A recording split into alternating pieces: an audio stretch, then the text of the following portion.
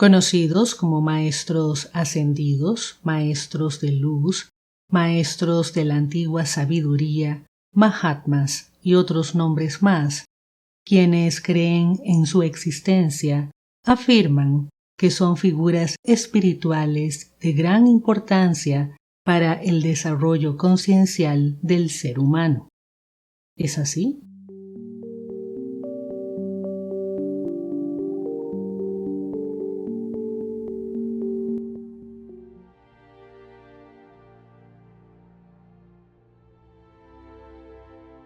En numerosos círculos de la llamada espiritualidad alternativa, se sostiene la creencia en los llamados maestros ascendidos, a quienes sus creyentes suponen seres que alguna vez fueron humanos de carne y hueso, pero que en algún momento lograron superar la dualidad de la existencia humana y trascender a dimensiones superiores de la existencia. Sus seguidores los llaman maestros porque afirman que mantienen la influencia y el contacto permanentes con aquellos que están dispuestos a escuchar sus consejos y seguir su guía para lograr también la trascendencia y la unión definitiva con una fuente primordial a la que algunos consideran también Dios. Los creyentes de los maestros ascendidos los identifican por nombre y procedencia. Algunos hablan de que hay 21 maestros ascendidos importantes, otros dicen que son 49, pero algunos aseguran que hay muchos más, incluso provenientes de otros planetas. Y la lista se alarga conforme nuevos supuestos iluminados logran trascender a ese estadio. Así, por ejemplo, muchos creen que Jesús de Nazaret es uno de los maestros ascendidos más importantes, o sea, creen que fue un hombre excepcional que logró trascender a dimensiones superiores.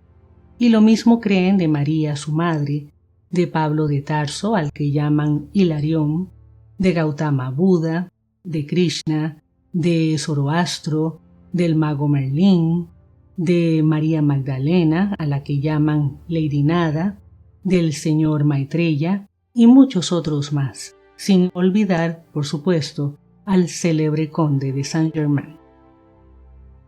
¿De dónde viene esta creencia? Su origen más obvio y directo lo encontramos en la Sociedad Teosófica, fundada por Elena Blavatsky en 1875. Según Blavatsky, gran parte de sus conocimientos venían de ciertos grandes maestros a los que llamó Mahatmas o maestros de la antigua sabiduría. Años después, la creencia en los Mahatmas se fortaleció en la teosofía y se desarrolló la idea de que tales maestros habían trascendido a dimensiones superiores de la existencia desde las cuales podían ayudar a la humanidad.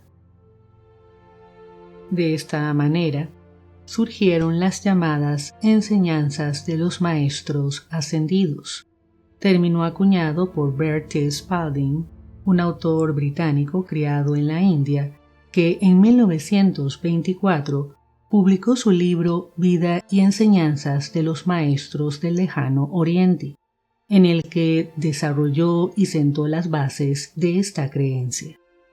Luego de él, Godfrey Ray King, que es el seudónimo de Guy Ballard y que escribió el libro de oro de Saint-Germain y fundó el movimiento Yo Soy, desarrolló aún más esta creencia en los maestros ascendidos y la convirtió en parte fundamental de su movimiento religioso.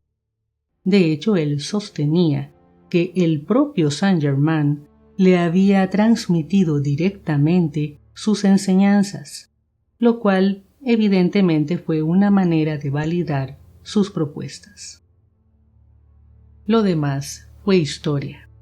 Connie Méndez, en Latinoamérica, se encargó de difundir la creencia en los maestros ascendidos, particularmente en Saint-Germain, a través de su movimiento de metafísica cristiana.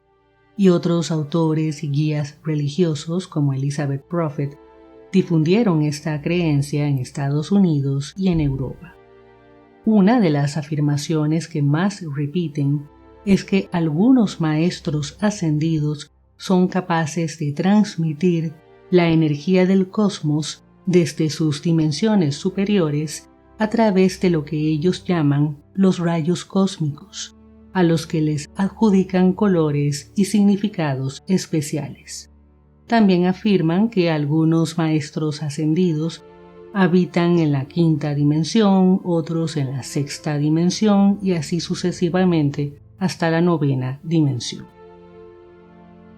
Según los creyentes, la importancia de los maestros ascendidos está en que, por un lado, si los seres humanos les abren su corazón, pueden sentir su impulso en el amor, la compasión, la empatía, la paz, la libertad y otros valores, y por otro lado, que los maestros supuestamente pueden guiar a una persona hacia la superación de la dualidad de la existencia humana y hacia la trascendencia, y a escapar del ciclo de reencarnaciones y fundirse de nuevo con la llamada fuente primordial.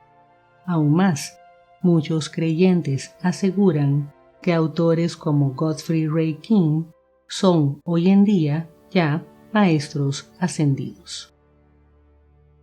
Ahora bien, es evidente que esta creencia sigue sostenida en la fe en un Dios trascendente, y con la supuesta existencia de estos guías, sirve de consuelo para la angustia y la desesperanza de seres humanos enfrentados a las crueldades del mundo.